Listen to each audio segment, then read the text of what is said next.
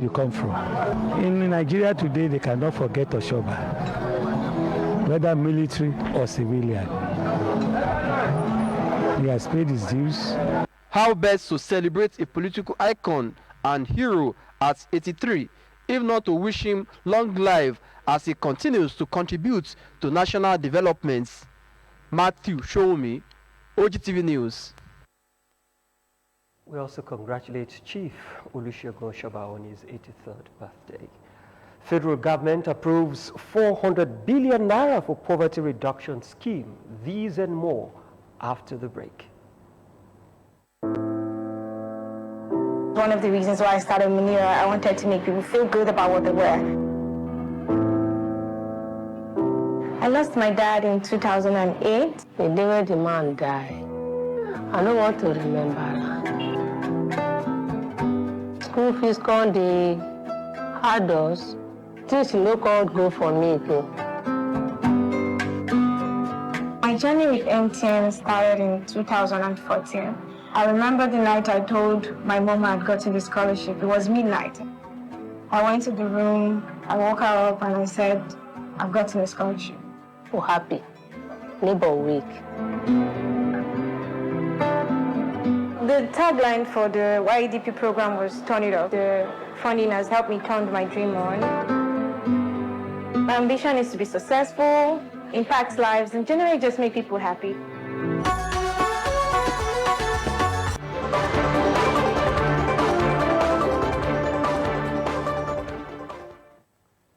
Nice to have you back. You're just watching OGTV News in Abeokuta. Two legal luminaries in Nigeria have faulted the fusion of investigation and prosecution of animal cases in law enforcement agencies in the country.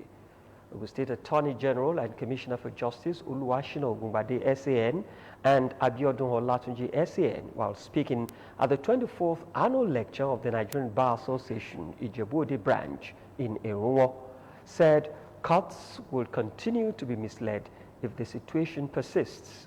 Fora Adison reports that at the occasion, a former governor in Nigeria revealed reasons he withheld his assent to warrant of death for criminals on the death row.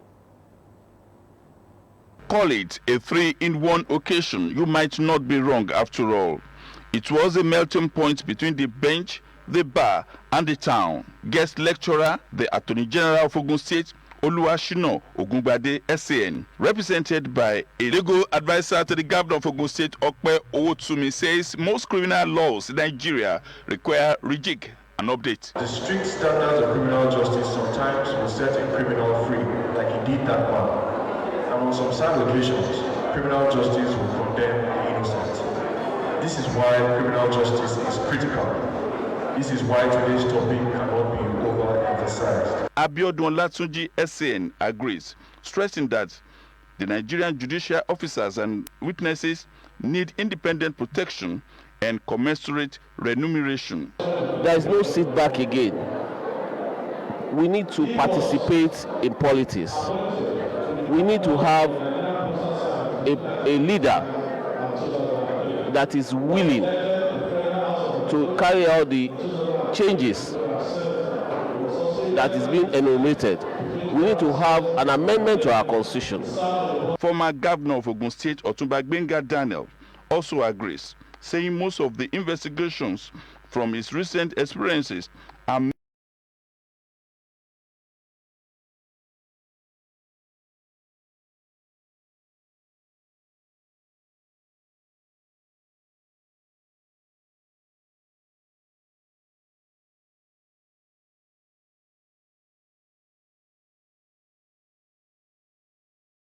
the criminal justice system requires recalibration. Chairman of the occasion, the Chief Judge of Ogun State, Honorable Justice Mosumola Dikpeolu, who was represented by Justice Onofookon, said Ogun State Judiciary has felt better in the last 3 years. Outgoing Chairman of Nigeria Bar Association Ijebu-Ode branch, Olabisi Abdulaziz, while welcoming guests to the ceremony, traced the history of the annual lecture to the tenure of Balogun Adesegun Adebayo in 1996, adding that his association has enjoyed the support of its elders and urged Young Lawyers Association not to see itself as parallel body to the association. Ogun State Commissioner for Education, Science and Technology, Professor Abayomi Arigbabu, at the occasion urged students to shun social vices as the federal government and ASU resolve their differences. Everybody is worried that students of our tertiary institutions are not in school, and they've been out of school for about 5 months.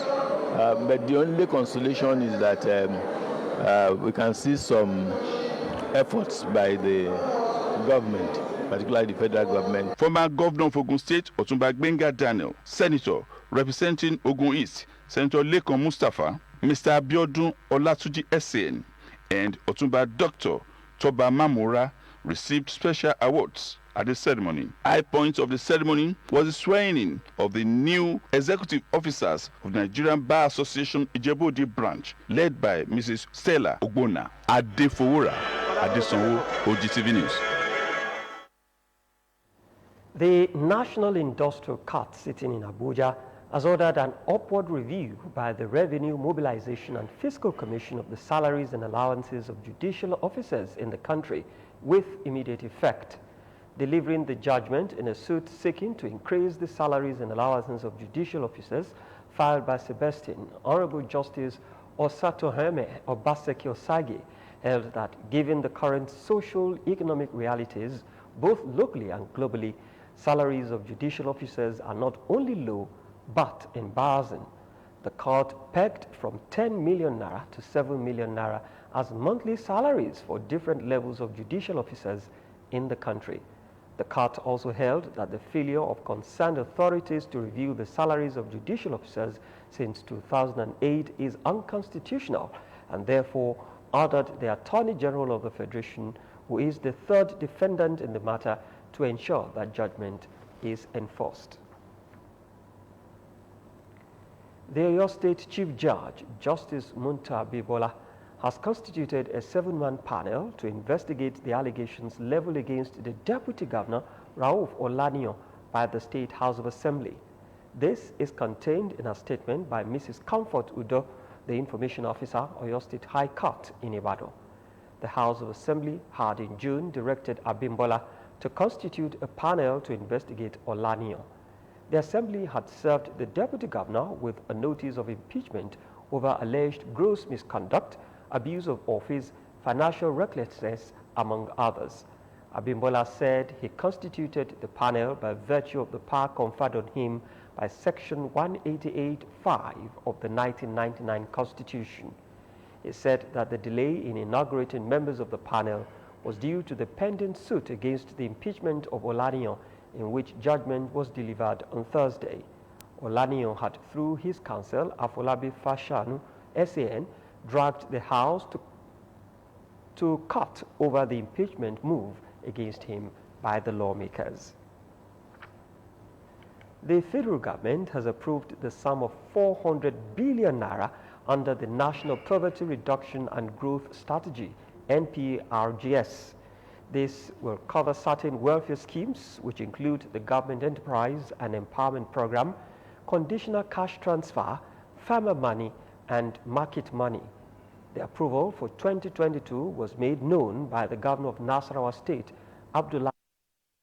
Governor Sule had spoken with State House correspondents after a meeting of the National Steering Committee of the NPRGS at Aso Rock in Abuja to review the implementation of what was approved in the budget. President Muhammadu Buhari had in 2021 set up the NPRGS headed by the Vice President, Professor Yemi Osinbajo. Governor Sule noted that there was also another 50 billion naira to be reserved for various other programs such as the Ministry of Agriculture for rural roads and renewable energy like solar. The federal government has trained over 30 independent monitors to evaluate the ongoing cash transfer homegrown school feeding program, NPOWER, among others, in Delta State. The Minister of Humanitarian Affairs, Disaster Management and Social Development, Sadia Farouk, stated this in Asaba during the training of the personnel. Farouk, represented by the Delta team lead, Margaret Chuka Ogoche, said the NSIP independent monitors will be monitoring the program in schools, households and market clusters in their communities with the focus of ensuring that the primary objectives of the NPIPS are achieved. According to her, monitors are one of the most important components of the NSIPs, and the ministry lays special emphasis on ensuring its programs are closely monitored. After 35 years of active service in the National Youth Service Corps as the 24th Ogun State NYSC coordinator, Dr. Mrs. Belinda Ameze Fani retires. She was described to have exhibited solid virtue in her service to the government as she celebrated her retirement in grand style, witnessed by dignitaries. Family, friends, associates, and well-wishers gathered to felicitate with her at the DLK Event Center, Abeokuta, Ogun State. Details are in this package. Rest is sweet after labor. More important is the rest granted by God. Dr. Mrs. Belinda Ameze Fani, who worked with National Youth Service Corps since 1987, has officially retired as the 24th Ogun State NYSC coordinator. The celebrant and her husband, Mr. and Mrs. Fani, appreciated God for the successful completion of her service years to the government. Mr. Akinshola Fani described his wife to be very hardworking, and through this has impacted thousands of lives positively. A colossal of a woman that you cannot use ordinary word to describe. She's everything. She's an octopus. She has everything you can think of a woman. When it's ready to be hot, it will be hot. When it is supposed to be cold, it will be cold. When it's supposed to talk, it will talk. When it's not supposed to talk, she will keep quiet. She's just a blessing. I'm overwhelmed and filled with joy. Ogun State has been wonderful. It has been a very good experience for me too. I've learned so much from the people. I thank them for accepting me and integrating me into the state. The Deputy Governor of Ogun State, Naimot Salako Yedele, the Secretary to the State Government, Mr. Tokumbo Talabi, and Akarigbo of Remoland, and other dignitaries in attendance commended the celebrant's resilience and commitment to the development of National Youth Service Corps while in service. She has an exceptional energy for her age, and what she has done is that she's like a true mother to all these children. She fights for them, fights for their conditions. This is just the beginning of a new phase in her life, and God will continue to reward her. It's only God that can reward her. God will reward her, God will bless her, and above all, God will show her mercy.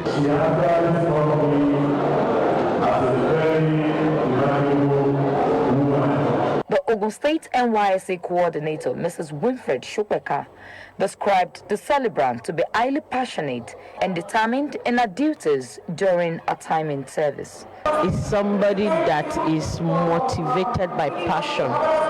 If she makes up her mind to do a certain thing, nothing will stop her. Once she's convinced about it, so passion drives her in everything she's doing, and that's why you notice that whatever she embarks on, she doesn't fail in it. She completes every task. High points of the event were drumming presentation, cutting of cake, and gift presentation. Tiwaradi Faison, OGTV News.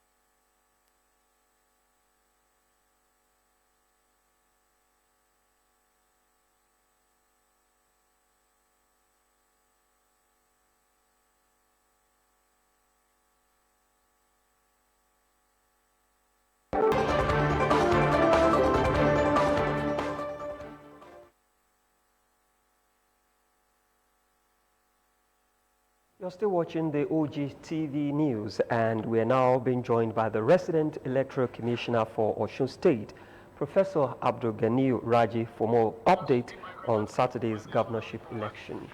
Yes. Professor Raji, we want to thank you for joining us on our news broadcast on OGTV, Abeokuta. Yes. We know that the preparations for the governorship election must be in top gear by now. And you want to give us insights into how far you've gone? It's on that program. It's on that program.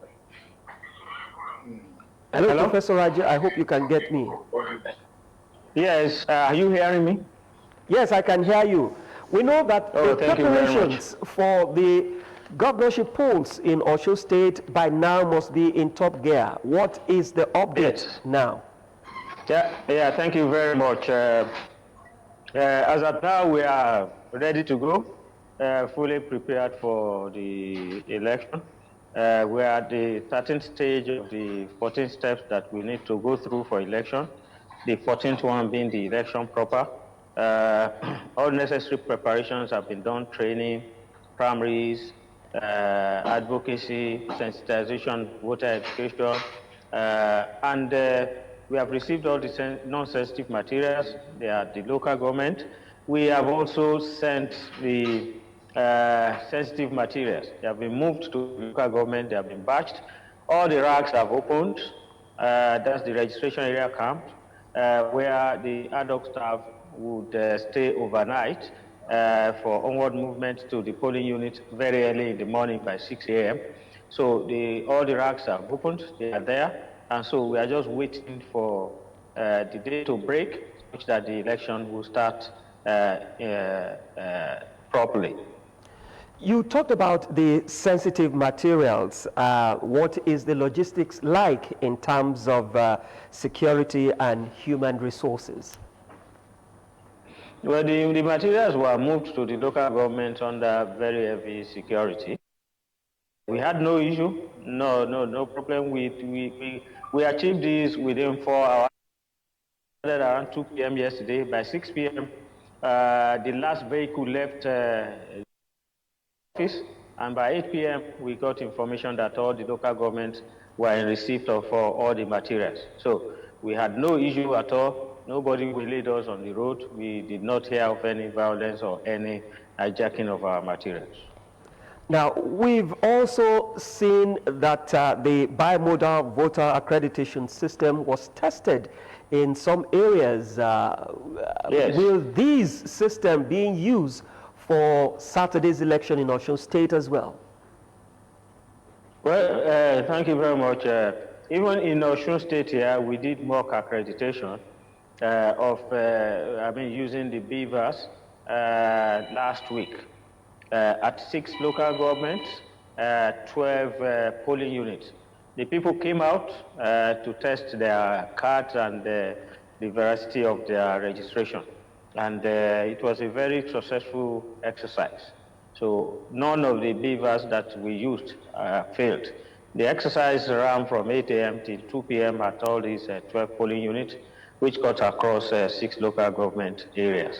And it was a success. Now, will it be used for Saturday's polls as well? Yeah, we are using the beavers. We have started using beavers in the previous elections, and so there's no going back. We are using the beavers. Now, how will the results be released? Will it be electronically? The not empower us to do that, but we have been empowered to transmit results electronically, and we are going to transmit that, but the conventional practice of completing the result sheets and taking them to the collation centers and then making the declaration is still what we are going to use.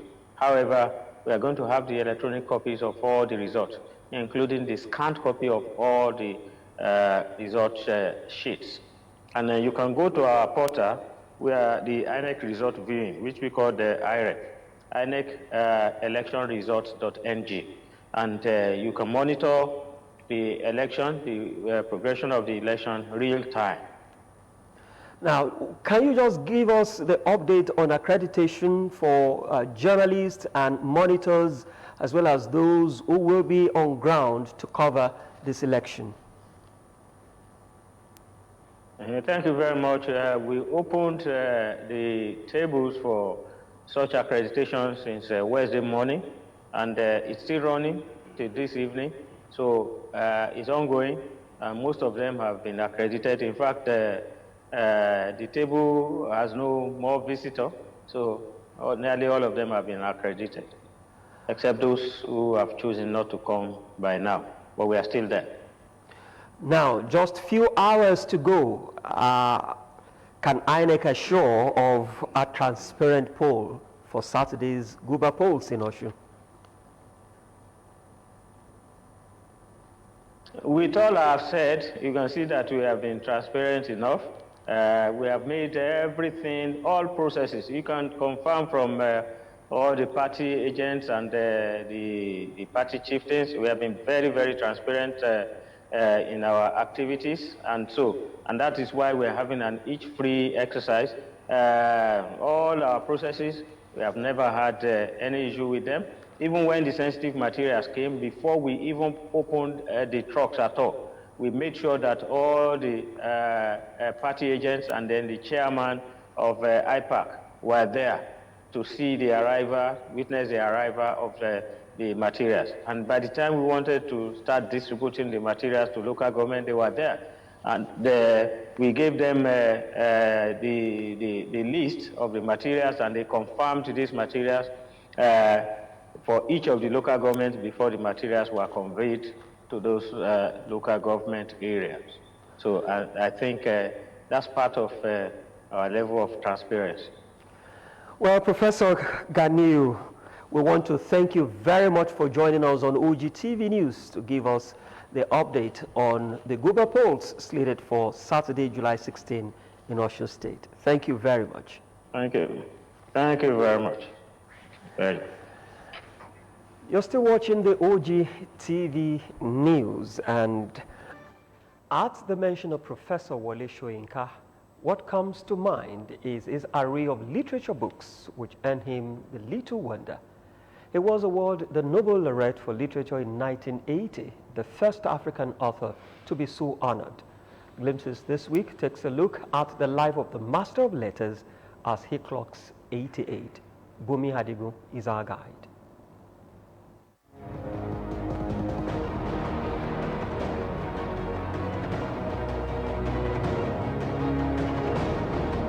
A Nobel laureate is a recipient of the Nobel Prize, an award given annually for outstanding achievements in the fields of physics, chemistry, medicine, physiology, literature, economics, and for the promotion of peace. It is widely considered one of the most prestigious awards in these fields. I accept the Nobel Prize for Peace at a moment when 22 million Negroes of the United States are engaged in a creative battle to end the long night of racial injustice. The first sub-Saharan African author to be so honored is a Nigerian, an Egbaman, Akinwande Oluwole Babatunde Soyinka, who received the Nobel Prize in Literature in 1986.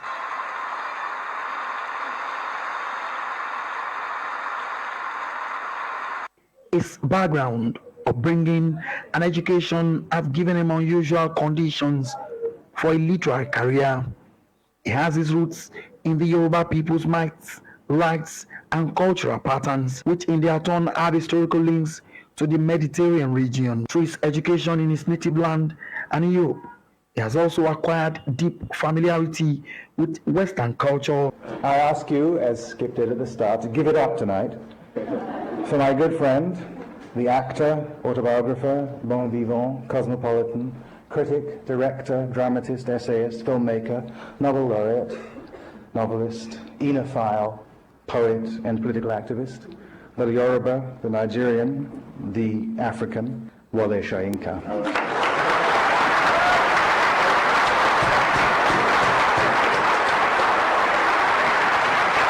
The learning that the professor of literary science bears with him is in no way an encumbrance to his literary works. They are vivid, often narrowing, but are also marked by evocative, poetically intensified diction.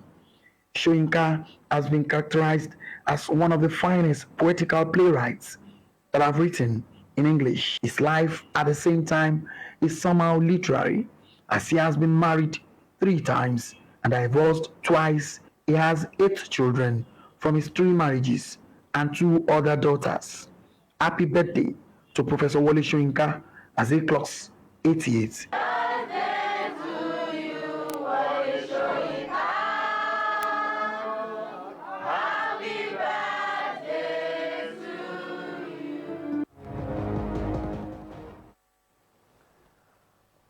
Up next on the news, we'll serve you some business reports.